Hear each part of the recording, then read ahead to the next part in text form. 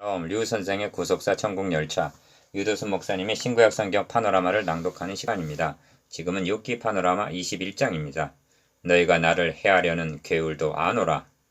21장은 나아만 사람 소발의 정죄에 대한 욥의 답변입니다. 본장은 너희가 나를 해하려는 괴울도 아노라 한 27절, 괴울과 결론에서 너희의 대답은 거짓뿐이라 한 34절, 거짓이라는 말에 의하여 해석이 되어야만 본의를 파악할 수가 있습니다.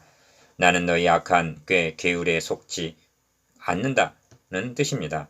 그러니까 사탄은 친구들을 통해서 욥을 정죄함으로 꺾으려 하지만 이는 우리로 사단에게 속지 않게 하려 함이라 우리가 그 괴계를 알지 못하는 바가 아니로라 하고 고린도후서 2장 11절, 속아 넘어가지 않는다는 그런 뜻입니다. 소발은 결론을 맺기를 이는 악인이 하나님께 받을 분깃이라 20장 29절 하고 저주를 퍼부었는데 욥은 어찌하여 악인은 죽지도 않고 오래 살며 그 세력이 점점 강해지는가 하고 7절 반문을 하면서 나는 그런 말에 낙심하지 않는다 하고 반격을 가하는 것입니다. 이와 같은 욥의 의중을 깨닫지 못하고 20장을 보게 되면 혼란에 빠질 수가 있습니다. 도표를 보시면 욥이 대답하여 가로대를 중심으로 1. 나의 원망이 사람을 향해서 하는 것이 아니라고 말하면서 2. 어찌하여 악인이 살고 세력이 강해가느냐. 3. 그들은 말하기를 전능자가 누구이기에 우리가 섬기겠느냐 하는 불신자들인데. 4. 악인의 등불이 꺼짐이 몇 번이나 있었느냐 하고 반문하면서 5. 하나님이 죄악을 쌓아 두셨다가 갚으신다 하고 말하지만 그 몸에 갚으셔야 깨닫게 되리라 합니다. 6. 그러나 누가 하나님을 가르치겠느냐 하면서 7. 내가 너희 생각 너희 계계를 안다. 8. 이러한즉 너희 대답은 거짓뿐이라 합니다. 이를 세 단원으로 나누어 상고하겠습니다.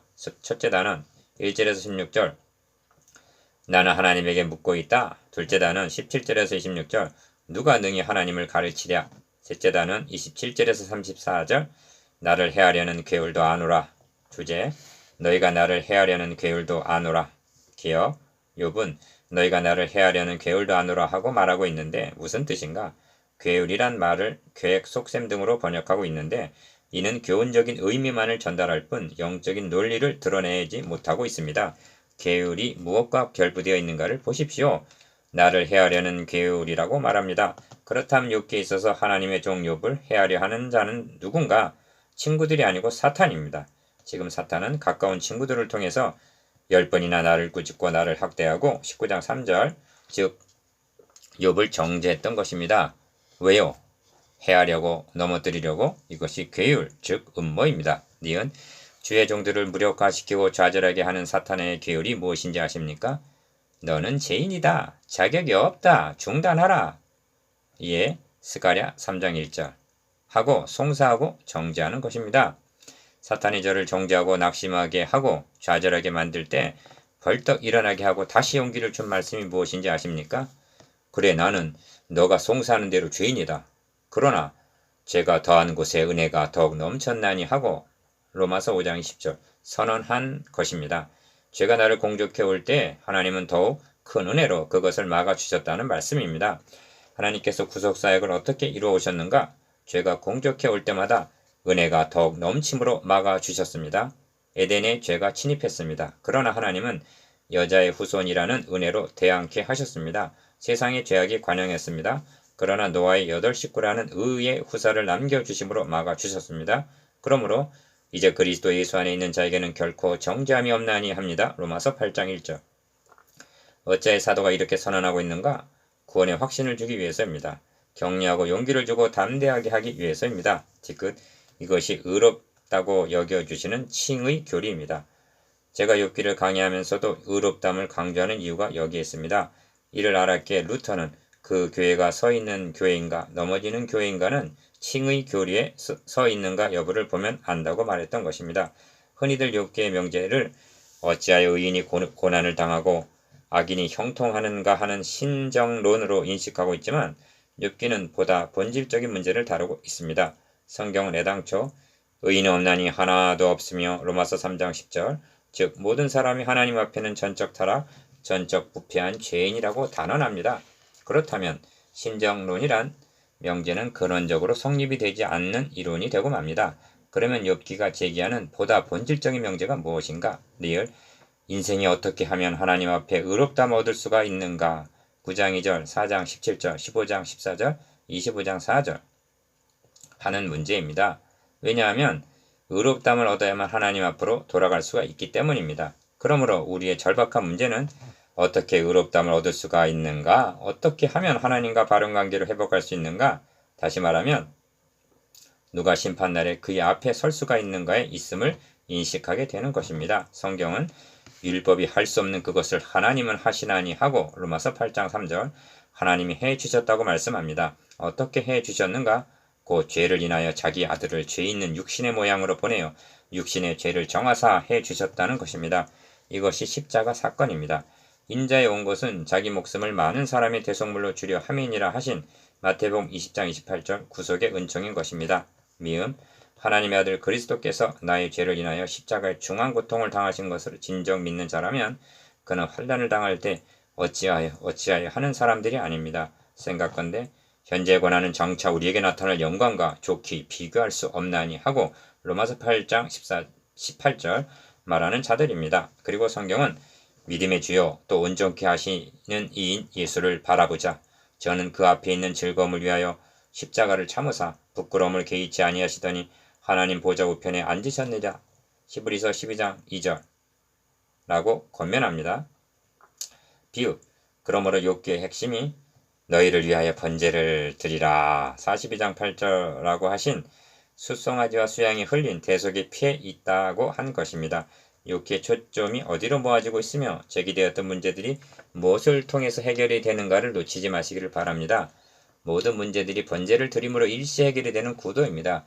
이런 하나님의 의도가 출애굽 과정에서도 나타납니다. 바로를 굴복시키기 위해서 10가지 재앙이 다 필요했던 것은 아닙니다. 홍수 심판이나 소돔 고모라는 단번으로 끝이 났습니다. 하나님께서는 바로의 마음을 강팍게 하신 것은 나의 표징을 그들 중에 보이기 위함이라 하십니다. 그 표징이 유월절 어린 양의 피였던 것입니다. 그리고 이 표징은 그리스도께서 담당하실 대속에 대한 그림자였던 것입니다. 그러므로 말씀하시기를 그 가운데서 행한 표징을 너희 아들과 너희 자손에게 전하게 하려 함이라 하십니다. 출애굽기 10장 1절에서 2절 너희가 이 떡을 먹으며 이 잔을 마실 때마다 주의 죽으심을 오실 때까지 전하는 그것이니라 합니다. 고린도전서 11장 26절 욥기를 통해서도 그리스도를 만나야 하고 이를 증거해야 마땅한 것입니다. 그래야만 나를 해하려는 계율에 넘어가지 않게 되는 것입니다. 이제 분명합니까? 첫째 단은 1절에서 16절 나는 하나님에게 묻고 있다. 욥이 대답하여 가로되 1절 기어 너희는 내 말을 자세히 들으라. 이것이 너희 위로가 될 것이니라.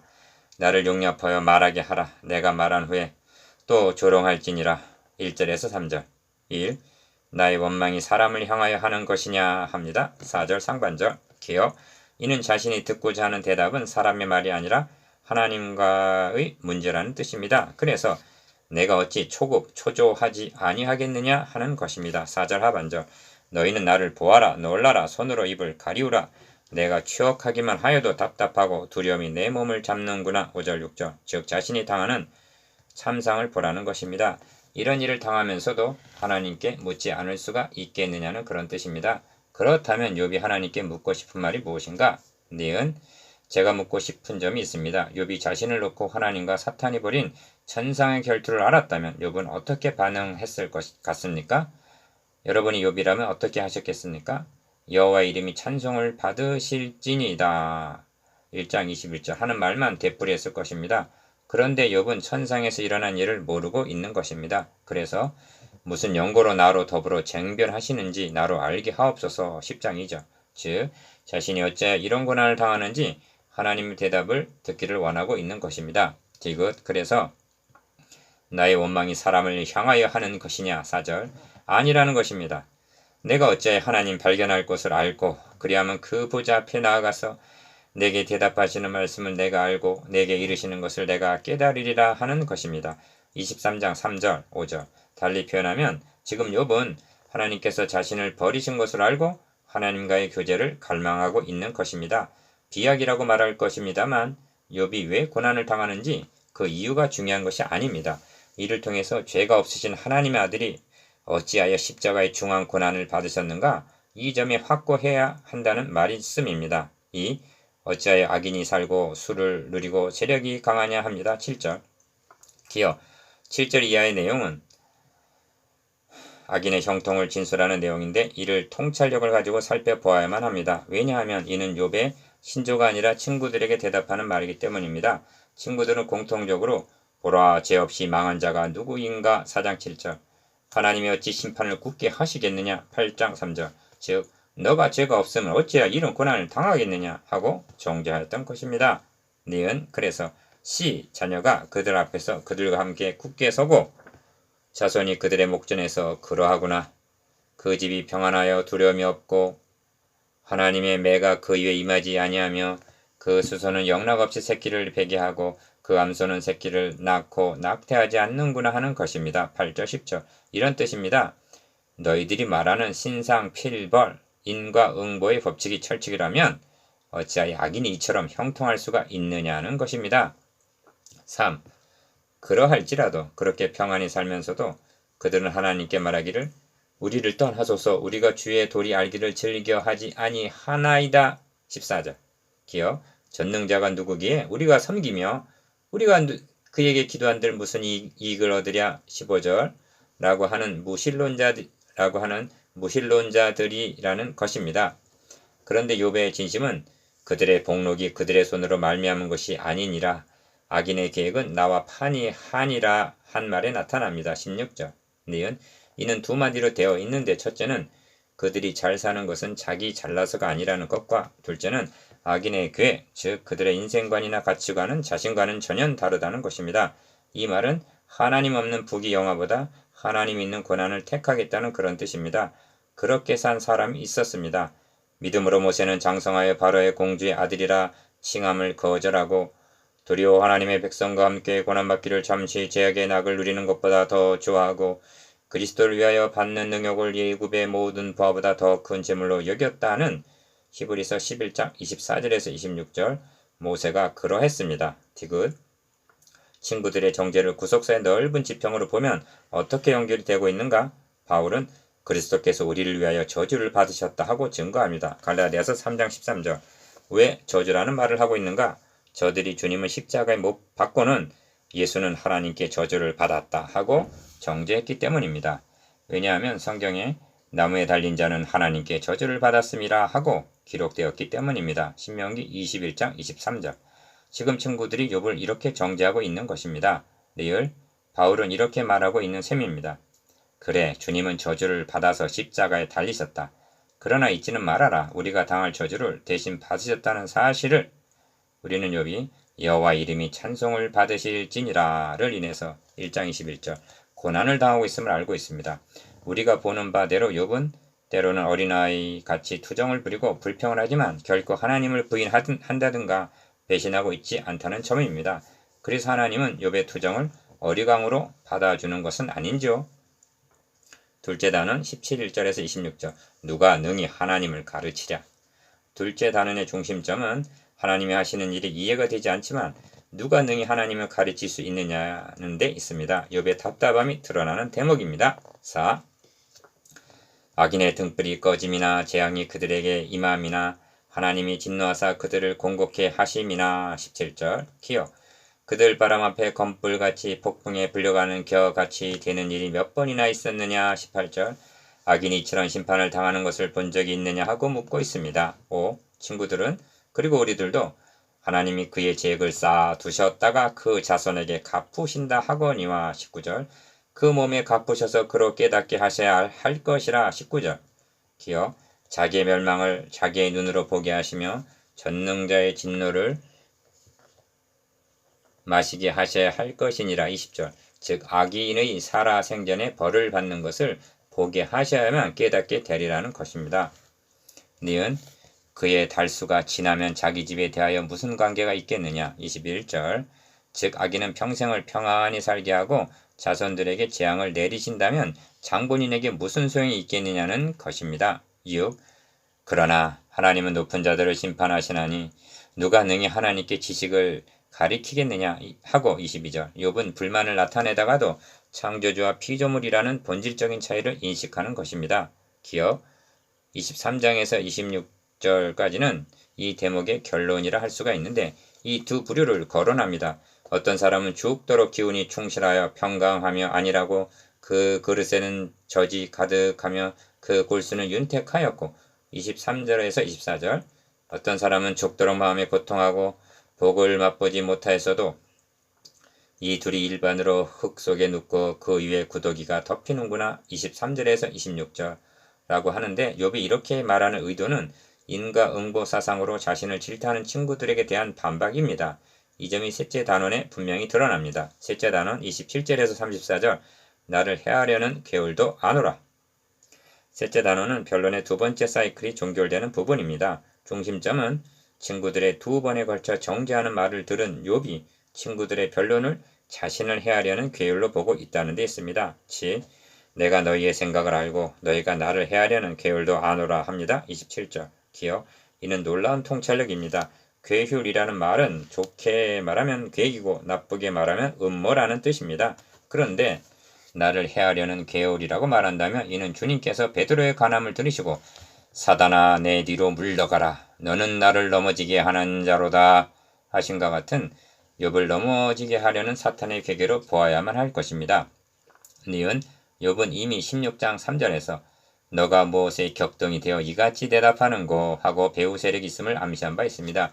1장 2장에 등장하는 사탄은 발등상이 된 것이 아니라 땅에 두루 돌아 여기저기 다녀왔나이다 한 대로 1장 7절 2장 2절 계속적으로 삼킬 자를 찾고 있는 자입니다. 디귿 너희의 말이 왕후의 집이 어디 있으며 악인의 거하던 장막이 어디 있느냐 하는구나 28절 즉 친구들의 논리는 악인의 집은 다 망해서 없어진다고 말하는데 길 가는 사람들에게 물어보라 그들이 뭐라고 말하는지 들어보라는 것입니다. 리을 하나님이 진노하셔서 재앙을 내리시는 날에도 살아남는 자들은 악인이라고 말한다는 것입니다. 8.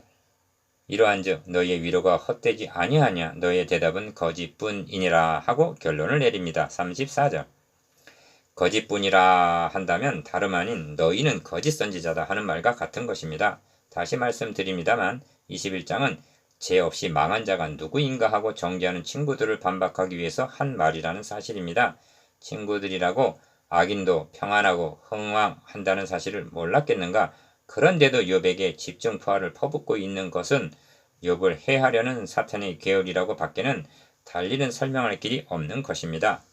9. 묵상해 보겠습니다. 기억, 나를 해하려는 계열을 분별하는 중요성에 대해서 니은 악인의 형통을 인하여 시험에 든 적이 있는지에 대해서 디귿 자신도 악인의 계획은 나와 판이하니라 하고 말할 수 있는지에 대해서